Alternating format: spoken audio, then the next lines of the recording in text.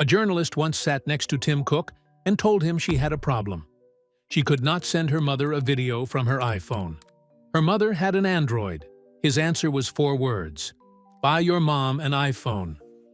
Not how to fix it. Not an apology. Buy your mom an iPhone. Nobody asked the question that response was actually answering.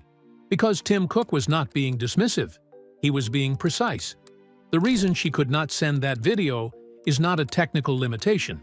It is a business decision. Confirmed in Apple's own internal emails, designed so that the cost of not having an iPhone is not paid by Apple. It is paid by the person on the other end of the green bubble. Apple made $112 billion in profit last year.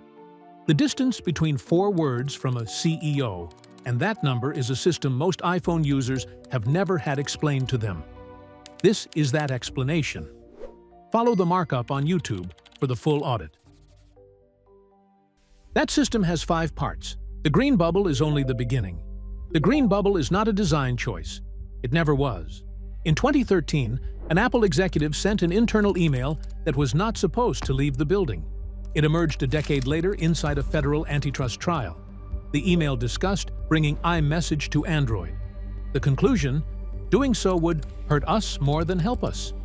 Not hurt users, hurt Apple. So, Apple kept iMessage exclusive and made sure the gap between an iPhone conversation and a non-iPhone conversation was visible, uncomfortable, socially legible.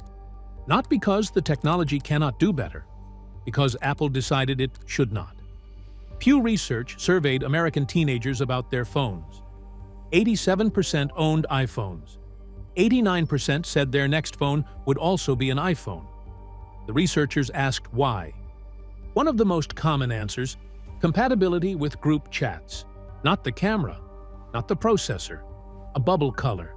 Apple built a retention system so effective that 89% of American teenagers committed to a $1,000 device before comparing a single specification. They did not choose the iPhone. The green bubble chose it for them. While that is happening, a second system is running. One you have also never been told about. There is an invisible tax on every purchase made on an iPhone. You have never seen it, never agreed to it, but it is on every transaction, going straight to Apple. Every app on your iPhone came through the App Store. Apple controls the only door. No other entrance exists, and Apple charges 15 to 30% of every transaction that passes through, not for making the product, for owning the door. Spotify cannot tell you, inside its own app on your own phone, that the same subscription is cheaper on its website. Apple forbids it. Netflix removed the ability to sign up through the iPhone app entirely rather than hand Apple 30% of every new subscriber. Fortnite added its own payment system to bypass the fee. Apple deleted the entire game within hours. 100 million players? Gone. The App Store generated $27.39 billion in commissions in 2024, at a profit margin above 75%. Evidence in court found Apple needs only 8 to 12% to run it. It charges up to 30%. This is not a software store. This is the most profitable toll booth in the history of commerce. And both of those systems sit inside something bigger, something that started the moment you bought your first iPhone. The iPhone 16 Pro Max retails for $1,199. The components inside cost $485 to manufacture. Source: TD Cowen, the investment bank that takes Apple's phones apart and prices every component. $485 of parts. $1,199 on the shelf. A gross margin of 60%. That sounds extraordinary until you see the next number. Hardware margin? 60%. Services margin? 73.9%. Services means iCloud, Apple Music, Apple TV Plus, Apple Pay. Every subscription renewing every month on every device for as long as you stay inside the ecosystem. The iPhone costs billions to design and manufacture. An iCloud subscription costs Apple almost nothing per additional customer once the infrastructure exists. So here is what 20 years of Apple's strategy has been: build a hardware product so embedded in social life that 1 billion people carry it everywhere. Then attach a subscription business with better margins to every single one of those devices. In 2024, Services brought Apple $96.2 billion, growing at 13%, while iPhone sales were essentially flat. The company that made you fall in love with hardware makes most of its margin from what it charges you every month after you bought it. And then there is the payment that nobody was supposed to know about. In 2022, Google paid Apple $20 billion. Hidden for years, it emerged in DOJ antitrust court documents, confirmed by Bloomberg, confirmed under oath by Google's own CEO, $20 billion in 1 year. For one thing, to be the default search engine on Safari. Not to be better, not to be faster, to be first. Before you form a question, before you type a word. And $20 billion understates what Apple actually earns. Because Google does not pay a flat fee. It pays Apple 36% of every dollar it earns from every search on Safari. Apple contributes nothing to those search results. It owns the device the search happened on. In 2020, this single agreement was 17.5% of Apple's entire operating income. From one default setting, most users have never changed. If Google is the best search engine in the world, why does it need to pay $20 billion to be seen first? Because being first is worth more than being best. Apple knew that. Apple charged for it. 4 systems, all running simultaneously, all invisible. And underneath all of them is a 5th, the most personal one. Every photo you have ever taken on an iPhone is in iCloud. Years of your life, organized by face, by location, by date. Moving them means exporting, converting, re-importing, reorganizing. It is possible. It is designed to feel not worth it. AirDrop works instantly between Apple devices, noticeably worse with everything else. AirPods degrade on Android. Apple Watch does not work with Android at all.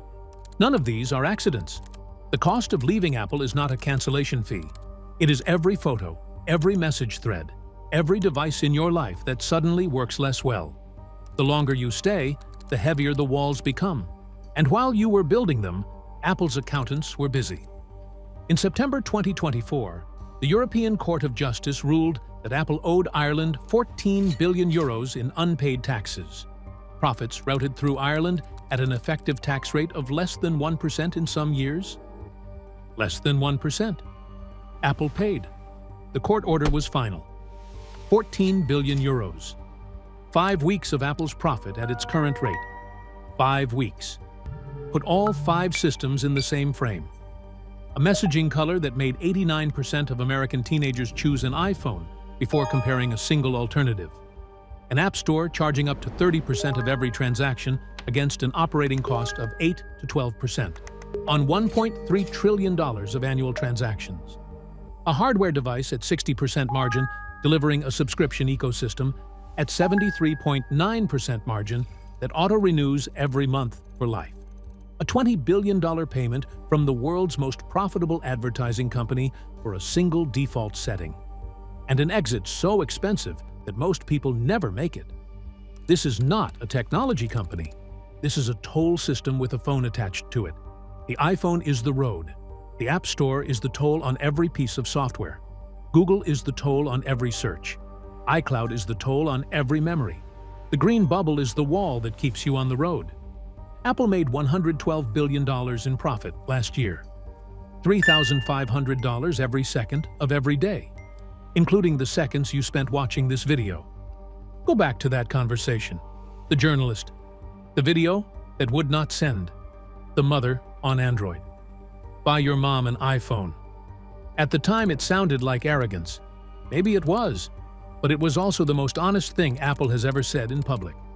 The solution to every problem inside Apple's ecosystem is always the same. More people inside it. Because the ecosystem only works as a lock if everyone you know is also inside it.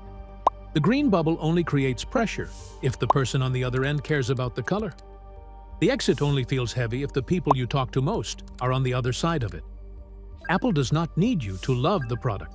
It needs the people you love to be inside the same walls. The phone is not the product. You are not the customer. You are the reason the next person buys one. And the company that built that understood it so precisely that its CEO said it out loud, by accident, in 4 words. to a journalist who just wanted to send her mother a video. This is the markup.